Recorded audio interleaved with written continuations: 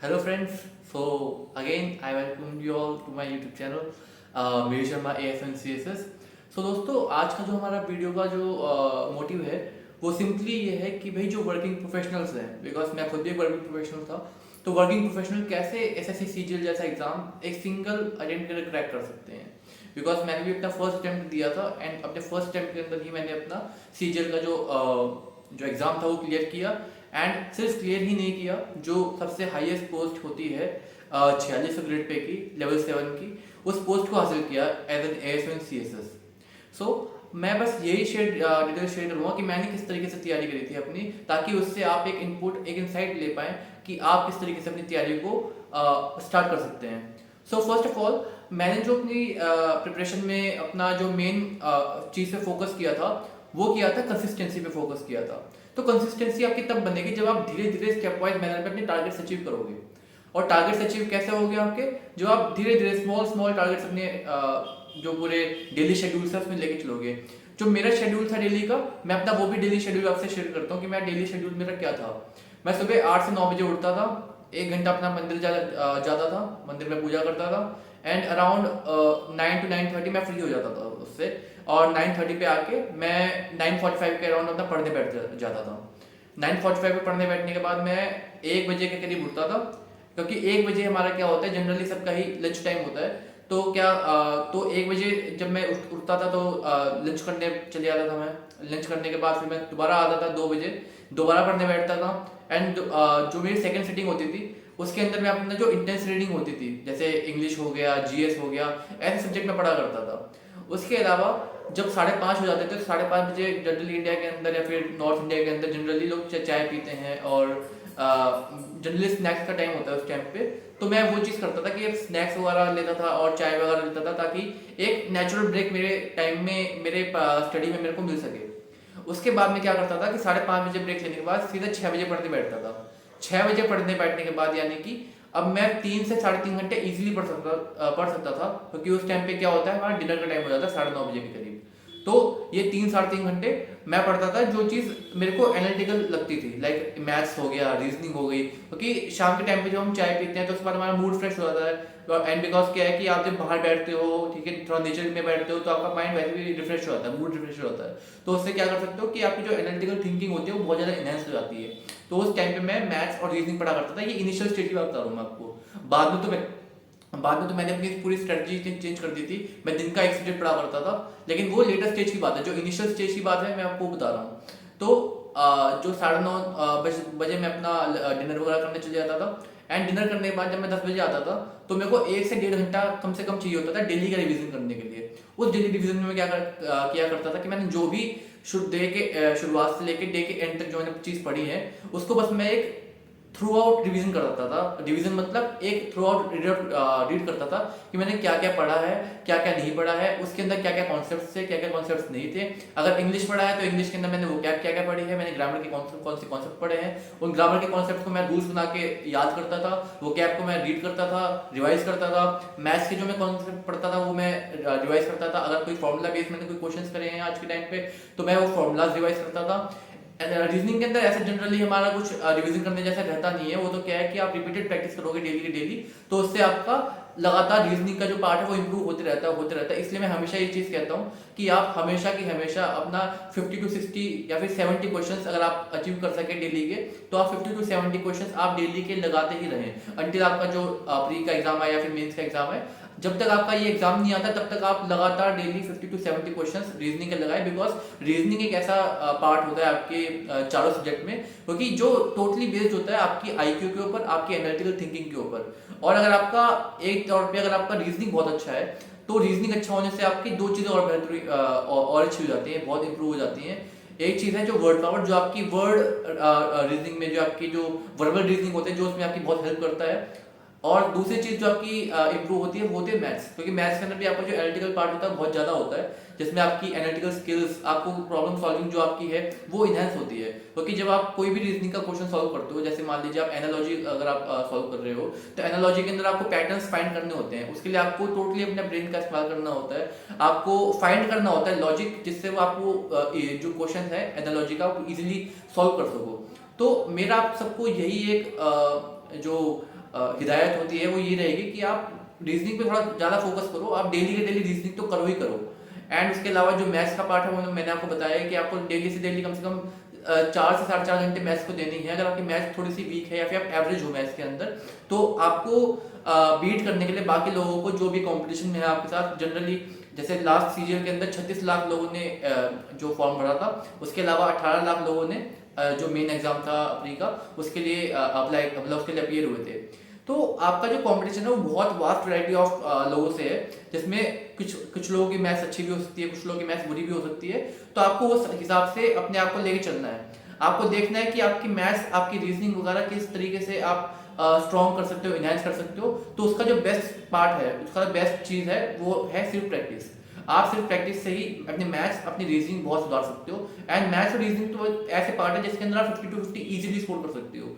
तो उसके लिए आप बस ये काम करो कि आप डेली के daily 50 to 60 questions mark down करते चलो। अब जो बात आती है, अब बात आगे फंसती है कि भाई वर्किंग प्रोफेशनल्स कैसे अपने लिए टाइम बाय करें, क्योंकि उनको 9 to 5 जॉब होती है। 9 to 5 जॉब करने के बाद उनके पास टाइम नहीं बचता, वो थोड़ा सा डिजी फील करते हैं। तो कुछ भी करने की जरूरत नहीं है। अगर आप डेडिकेटेड हो एक सरकारी नौकरी लेने के लिए, एक सरकारी नौकरी वो भी ऐसी जो कि आपकी रिस्पेक्ट दिलाए आपको सोसाइटी के अंदर, तो उसके लिए आपको कुछ नहीं करना है। आपको एक काम ये करना है, पहले तो आप 9 to 5 जॉब अपनी जो कर रहे हो आप करते रहो कंटिन्यू, ठीक है। आपकी इच्छा है कि अगर आप उसको छोड़ना चाहते हो या नहीं छोड़ना चाहते हो, that is completely your call. मैंने तो पर्सनली छोड़ दिया था बिकॉज मेरे से मैंने इनिशियली अपना टाइम मैनेज कर दिया था, बट फॉर मेंस और फॉर लेटेस्ट स्ट्रेटजी मेरे लिए टाइम मैनेज करना थोड़ा मुश्किल हो रहा था। तो वो मेरी पर्सनल चॉइस थी कि मैंने अपने आप को उधर झोंक दिया, अपने पूरे अपने आप को अपनी स्टडीज के ऊपर झोंक दिया। लेकिन आप अपनी वर्किंग लाइफ में रहते रहते भी आप इजीली अपनी जो सीजीएल की तैयारी है वो आप इजीली कर सकते हो। वो आप किस तरीके से कर सकते हो कि इसके दो तरीके हैं। पहली चीज weekend intense learning, and second thing is weak days mild learning. यानी कि वीक डेज पे आपको माइल्ड लर्निंग करनी है। जो आपने वीकेंड पे जो अपनी इंटेंस लर्निंग करी है उसको बस आपको इनहेंस करना है with the help of revisions, ठीक है। आपके पास अगर आप वर्किंग प्रोफेशनल हो किसी कॉर्पोरेट जॉब के अंदर, तो जनरली उनको 5 days वर्क वीक रहता है, तो आपको 2 दिन की छुट्टी मिलती ही मिलती है। तो 2 दिन की छुट्टी के लिए आप एक काम कर सकते हो कि आप उन 2 दिन की छुट्टी के अंदर कोई भी 2 से 3 टॉपिक आप पूरे कंप्लीट कर सकते हो। अब वो किसी भी चीज के हो सकते हैं। जैसे मैं अगर पर्सनली अपना बताऊं तो कि मैं पर्सनली क्या किया करता था कि अपने 2 दिन की छुट्टियों के अंदर अपना 10-10 घंटे के जो लेक्चर्स होते हैं वन शॉट्स, ठीक है, उन वन शॉट्स लेक्चर को देखा करता था मैथ्स के। और उन मैथ्स के लेक्चर को देखने के बाद मेरे कम से कम 2 दिन के अंदर मेरे 2 टॉपिक्स, जैसे मान लो कि अगर आप प्रॉफिट लॉस हो गया, SICI हो गया, तो ये दोनों जो चैप्टर हैं वो 10-10 12-12 घंटे के चैप्टर्स हैं, एंड इनको आप एक दिन में कंप्लीट कवर कर सकते हो अगर आप डेडिकेटेडली पूरा अपना एक दिन आप दो तो इन ये 2 चैप्टर्स आपके 2 दिन में कवर हो सकते हैं। अब बात आती है इनका रिवीजन करने की, इनके प्रैक्टिस करने की, बिकॉज क्वेश्चंस लगाने बहुत इंपॉर्टेंट होते हैं इसके बारे में। तो आप क्वेश्चंस किस तरीके से लगा सकते हो? क्वेश्चंस आप लगाओ आफ्टर योर 9 to 5 जॉब्स, ठीक है। आप 9 to 5 जॉब करके आए, आपके 5 बजे, 5:30 बजे, 6 बजे जब भी छुट्टी होती है, आप 7 साढ़े 7 बजे तक घर जा सकते हैं। अपना आराम से फ्रेश होइए, ठीक है, खाना वाना खाइए, डिनर वगैरह करिए। अब उसके बाद आपके पास 2 से ढाई घंटे बचते ही बचते हैं। अगर आप 11 साढ़े 11 बजे सोते हैं तो उन 2-2.5 घंटे में आपको कुछ भी नहीं करना। आपको 2-2.5 घंटे में कंप्लीट आपको बस प्रैक्टिस करने हैं क्वेश्चंस। उसके लिए आप किसी भी PYQ बुक की हेल्प ले सकते हो, किरण की हेल्प ले सकते हो, या फिर पिनाकल की हेल्प ले सकते हो। आप किसी भी बुक की हेल्प ले सकते हो, एंड उस बुक से आपको लगातार क्वेश्चंस लगाने हैं। आपको वो कॉन्सेप्ट अप्लाई करने हैं, बिकॉज क्या है कि आपने जो 10-12 घंटे की वीडियो देखी होगी उसमें भी आपने क्वेश्चंस लगाए होंगे, क्योंकि गगन प्रसाद सर की वीडियोस, आदित्य रंजन सर की वीडियोस, अभिनय सर की वीडियोस, राकेश यादव सर की वीडियोस, इन सब की जो वीडियोस है वो बहुत कंटेंटफुल होती हैं। उसके अंदर बहुत ज्यादा आपको क्वेश्चंस भी देखने को मिलेंगे। आपको कॉन्सेप्ट पहले कॉन्सेप्ट पढ़ा जाएगा, उस कॉन्सेप्ट के बाद आपको सबसे बेसिक क्वेश्चन कराए जाएंगे, फिर धीरे धीरे जो मेंस लेवल के क्वेश्चन है आपको उस पर ले जाया जाएगा। इस तरीके से उनका फ्लो रहता है। तो यानी कि आपने क्वेश्चन ऑलरेडी कर चुके हो, बस आपको प्रैक्टिस करके अपने जो कॉन्सेप्ट है उसको रिफाइन करना है, उनको रिट्यून करना है। तो उसके लिए आपको बेस्ट तरीका ये रहेगा कि आप PYQ क्वेश्चंस कीजिए लगातार, जितने आप कर सकें उतना आप कीजिए। 50 to 60 क्वेश्चंस आपके डेली के बहुत ही मतलब आइडियल रहेंगे। उसके अलावा जैसे मैंने बात की रीजनिंग की, तो रीजनिंग के जो 50 to 60 क्वेश्चंस हैं, अगर आप ना करते हुए भी 1 घंटे के अंदर वो क्वेश्चंस हो सकते हैं बहुत इजीली, अगर आपकी स्पीड अच्छी है तो। और अगर आपकी स्पीड बहुत ही अच्छी है, लाइक अगर आप 20 to 30 सेकंड्स के अंदर क्वेश्चंस लगा पा रहे हो, तो अपने लिए टाइमर सेट कीजिए। टाइमर सेट करके आप 1 से 1.25 घंटे के अंदर कम से कम भी तो 70 से 70 to 75 क्वेश्चंस आप इजीली कर सकते हैं। तो इस वे में आप अगर जाएंगे तो आप अराउंड 5 से 6 महीने के अंदर अपना मैथ्स का, रीजनिंग का और इंग्लिश का सिलेबस कवर कर पाएंगे। मैं जीएस की बात इसलिए नहीं कर रहा हूँ क्योंकि बिकॉज जीएस का जो सिलेबस है वो बहुत डेप्थ भरा होता है, उसमें बहुत ज़्यादा पढ़ना पड़ता है, इंटेंस उसमें आपको रिवीजन करनी पड़ती हैं, तो इसलिए मैं आपको नहीं बता रहा हूँ इसके अंदर। अगर आपको जीएस का देखना है तो जीएस का आप लेटेस्ट स्टेज पे देख सकते हैं, बिकॉज जीएस ऐसा सब्जेक्ट है जिसमें आपको मेमोराइज बहुत करना होता है, एंड वो आप एग्जाम के जितना पास में करोगे उतना ही आपको बहुत ज़्यादा हेल्पफुल रहेगा।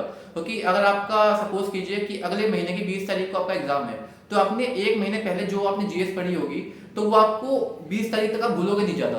अगर थोड़ा बहुत भी आपके दिमाग से छूटेगा तो वो थोड़ा बहुत ही छूटेगा, ज़्यादा नहीं छूटेगा, and with the help of your knowledge you can easily score good marks in GS as well. तो आप जितना ज़्यादा ट्राई कर सकें आप जीएस को तभी पढ़ें जब आपका एग्जाम नज़दीक आने वाला हो, 1.5 से 2 महीने आपके एग्जाम्स में बाकी हों, प्री में या फिर मेंस में, आप तभी जीएस को पढ़ना शुरू करें। ये मेरी आपसे ये मैंने खुद अप्लाई किया था एंड जीएस के अंदर अच्छा स्कोर किया था मैंने। मेरे मेंस के अंदर 75 आउट ऑफ मेरे 50 आउट ऑफ 75 आए थे। तो 50 आउट ऑफ 75 लाने का मतलब है कि मतलब काफ़ी अच्छी मेरी डिसेंट लर्निंग थी अबाउट जीएस। तो इसके अलावा बात आती है कि वर्किंग प्रोफेशनल्स कैसे अपने आप को कंसिस्टेंट रखें, बिकॉज क्या होती है कि लेथार्जी उनको बहुत ज़्यादा बैकफुट पर ले आती है, आप बहुत ज़्यादा आइडल हो जाते हैं, बहुत ज़्यादा थक जाते हैं। तो उसके लिए आपको बस एक काम करना है कि डेली आपको you have some motivation in yourself to achieve something। सो उस मोटिवेशन के लिए आप कुछ भी कर सकते हैं। आप अगर जैसे मान लीजिए जो आईएएस वगैरह मैंने देखे हैं, बहुत सारे आईपीएस वगैरह जिनका ड्रीम होता है, तो वो क्या करते हैं कि एक लाइक जैसे आपने 12th पास जो 12th फेल जो मूवी है उसके अंदर भी देखा होगा कि जो मनोज होता है वो एक वर्दी है वो सिलवा के अपने घर पे रख लेता है, वो उसकी सेल्फ मोटिवेशन होती है। तो एक सेल्फ मोटिवेशन के लिए आपको पहले एक ड्रीम करना है किसी पोस्ट को। आपको इनकम टैक्स इंस्पेक्टर करने का ड्रीम हो सकता है, आपको जीएसटी इंस्पेक्टर अचीव करने का ड्रीम हो सकता है, आपको एएसओ सीएसएस बनने का ड्रीम हो सकता है, आपको एएसओ एमईए बनने का ड्रीम हो सकता है, कोई भी आपका ड्रीम हो सकता है। उस ड्रीम में क्या चीज़ है जो आपको अपील करती है सबसे ज़्यादा। जैसे एएसओ एमईए का जो सबसे बड़ा फैक्टर है वो है उसकी foreign income and that is also non taxable income. आप मुश्किल से मुश्किल करीब लगा लो 4-4.5 लाख की आपकी मंथली इनकम बैठती है उसके अंदर, जो कि नॉन टैक्सेबल होती है, जिसपे कोई भी जो इनकम टैक्स होता है और अदर काइंड ऑफ टैक्सेस होते हैं वो नहीं लगते। तो ये एक बहुत बड़ा पर्क है उसके अंदर। उसके अलावा आपकी फॉरेन पोस्टिंग होती है, तो ये सारे पर्क्स होते हैं जो कि आपको एमईए में देखने को मिलते हैं। तो ये आपके सेल्फ मोटिवेशन हो सकते हैं, ये आपको किक दे सकते हैं डेली आपको पुश करने के लिए, आपकी लिमिट्स को पुश करने के लिए। क्योंकि जब तक आप अपनी लिमिट्स को पुश नहीं करोगे तब तक आप अचीव नहीं कर पाओगे, तब तक आप लेथार्जिक रहोगे, आप प्रोक्रेस्टिनेट करते रहोगे कि मैं आज नहीं पढ़ूंगा, कल नहीं पढ़ूंगा, परसों पढ़ूंगा। आपके अंदर एक सेल्फ मोटिवेशन चीज होनी चाहिए कोई ना कोई, एंड वो कोई भी हो सकती है। एएसओ सीएसएस के लिए नॉर्थ ब्लॉक साउथ ब्लॉक की बिल्डिंग हो सकती है, because they are the most remarkable building which is there in CSS, जिनकी उधर पोस्टिंग होती है। जैसे मेरी खुद की पोस्टिंग नॉर्थ ब्लॉक के अंदर है, मिनिस्ट्री ऑफ फाइनेंस के अंदर। सो आपको ये चीज़ देखनी है कि जब आपके लिए प्राउड मोमेंट क्या हो सकता है जब आप उस जॉब के अंदर जाओगे, तो एंड वही प्राउड मोमेंट आपको उस फाइनल अचीवमेंट तक लेके आएगा। पहले आपका प्री क्लियर करवाएगा, फिर आपका मेंस क्लियर करवाएगा, एंड फाइनली आपका जो नाम है उस रैंक लिस्ट के अंदर लेके आएगा। एंड अच्छी रैंक आपको एक बहुत अच्छी अपॉर्चुनिटी देगी आपके फ्यूचर एस्पेक्ट्स के लिए भी, बिकॉज आपकी अच्छी रैंक आपको सीनियरिटी में भी हेल्प करती है in the department as well. So आप एक ब्रॉडर पर्सपेक्टिव से सोचिए, तब जाके आपको एक सेल्फ मोटिवेशन मिलेगा। एंड जब आप सेल्फ मोटिवेटेड रहोगे तो आपको किसी भी तरीके की आउटर मोटिवेशन की जरूरत पड़ेगी ही नहीं। आप किसी भी यूट्यूब वीडियो की हेल्प नहीं ले सकते उस टाइम पे। आप खुद ही इतने मोटिवेटेड रहोगे कि आप डेली आके अपने जॉब से 5-5:30 बजे 7 बजे जब भी आप आते हो उसके बाद आपको खुद ही लगेगा कि फटाफट से खाना खाता हूँ, देन मेरे को पढ़ना भी है। जहाँ पे आपके माइंड में ये चीज़ आ गई कि मेरे को जल्दी से फटाफट से खाना खा के पढ़ना भी है, जहाँ आपका ये थॉट प्रोसेस बन गया ना, वहाँ पे आप उस 18 लाख की भीड़ से अलग निकल के आओगे। And I am pretty much sure कि you will also succeed in your CGL exam. CGL 2025 exam बहुत करीब आ रहा है, 18,000 के आसपास वैकेंसीज आ सकती हैं, ये इंटरनल सोर्सेज से मेरे को पता चला है। तो 18,000 के आसपास वैकेंसीज रह सकती हैं just like the previous year. So आप मेक श्योर कीजिए कि बिकॉज इसमें इस बार अच्छी वैकेंसीज आ रही है, ऑफिस सुपरिटेंडेंट की अच्छी वैकेंसी है जो कि 42 ग्रेड पे की है। तो मेरी आप सबसे रिक्वेस्ट यही रहेगी कि आप अपने एम्स को अचीव करने के लिए खुद को पहले आप सिक्योर कीजिए, खुद के जो ड्रीम्स हैं उनको आप फाइंड कीजिए कि आपका एक्चुअली में ड्रीम क्या है, और वो ड्रीम अगर है भी तो वो क्या सही में आपका ड्रीम है या फिर आपका ड्रीम नहीं है, वो आपके ऊपर बस थोपा गया है with the due course of your parents, या फिर आपके आसपास अगर कोई सीजीएल के थ्रू सिलेक्ट हुआ हो तो उसके पीयर प्रेशर के अंदर अगर आप ये चीज़ करने की ट्राई कर रहे हो तो प्लीज़ अपने आप को रिफ्रेन कीजिए इन सब चीज़ों से। बिकॉज क्या है कि आपका जो सपना है वो आपका खुद का सपना होना चाहिए, ना कि किसी और का थोपा हुआ सपना आपके ऊपर होना चाहिए। अब बात रही जो बाकी, बिकॉज मैंने बहुत शॉर्ट में आपको स्ट्रेटेजी भी बता दी अपनी, एंड लास्ट में मैं अपना जो डेली का शेड्यूल है कि मैं किस तरीके से डेली अपनी पढ़ाई किया करता था, वो मैं डेली का अपना शेड्यूल जो है लास्ट में एक फोटो के तौर पे आपके साथ शेयर करूंगा। आप चाहो तो उसका एक रेफरेंस ले सकते हो, लेकिन मैं आपको यही हिदायत दूंगा कि आपका जो शेड्यूल है वो आपका खुद का हो। बिकॉज मेरा जो दिन का शेड्यूल है, मेरे दिन के शेड्यूल में मेरी पूजा पाठ भी इंक्लूडेड है, मेरा खाना पीना भी इंक्लूडेड है, मेरे खाने पीने की जो टाइमिंग है वो भी इंक्लूडेड है, तो वो सब आपका डिफरेंट हो सकता है। मैं बस वो इसलिए जोड़ूंगा ताकि आपको एक अंदाजा लगे कि हाँ किस तरीके से आप 10 से 12 घंटे या फिर 14 घंटे अपने दिन के निकाल सकते हो बहुत ईजिली। सो उसके लिए बस वो पर्पस रहेगा मेरा उसका फोटो को लगाने का। बाकी मैं आप सबसे हाथ जोड़ के बस ये रिक्वेस्ट करता हूँ कि आप बस अपने सपने को लेके आप आगे बढ़िए। अगर आपका सपना नहीं है सीजीएल तो मैं रिक्वेस्ट करता हूँ आपसे कि आप किसी और चीज़ के लिए परस्यू कीजिए, चाहे वो आईएएस हो, आईपीएस हो, यूपीएससी हो बेसिकली, या फिर आपका आईबीपीएस में बैंक पीओ का हो, बैंक क्लर्क का हो, तो बहुत सारे, बिकॉज अभी 18,000 वैकेंसी बैंक एसबीआई बैंक की भी आने वाली हैं 2025-2026 के अंदर। तो बहुत सारी वैकेंसीज आएंगी, आपका एंडलेस अपॉर्चुनिटीज हैं। लेकिन जो मेन चीज़ है वो है आपका नजरिया कैसा है चीज़ों को देखने का। आप पहले किसी एग्जाम को फोकस कीजिए, क्योंकि बिना फोकस के आप तैयारी कर रहे हैं तो आप बस अंधेरे में तीर चला रहे हैं, वो वाली हिसाब किताब है। तो आप पहले तो फोकस कीजिए, किसी भी एग्जाम को आप फोकस कीजिए, उसके आसपास के एग्जाम को आप दे सकते हैं। अगर आप सीजीएल को टारगेट कर रहे हैं तो आप सीएचएसएल, एमटीएस वगैरह एग्जाम को दे सकते हैं बेशक, लेकिन आपका जो मेन टारगेट होना चाहिए वो सीजीएल होना चाहिए, अगर आपका जो टारगेट सीजीएल आप बना के चल रहे हो तो। सो इन सब के साथ मैं आप सबसे विदा लेता हूँ, और इस बार की वीडियो में बस इतना ही। एंड जो मेरा मेन पर्पस था इस वीडियो को डालने का, वो सिर्फ यही था कि मैंने किस तरीके से अपना माइंडसेट प्रिपेयर किया जब मैं एक न्यूबी था, मेरे को पता भी नहीं था एसएससी के बारे में कि एसएससी सीजीएल होता क्या है, सीएचएसएल क्या होता है, एमटीएस क्या होता है। एसएससी के बारे में मेरे को कुछ भी नॉलेज नहीं थी, जीरो नॉलेज थी।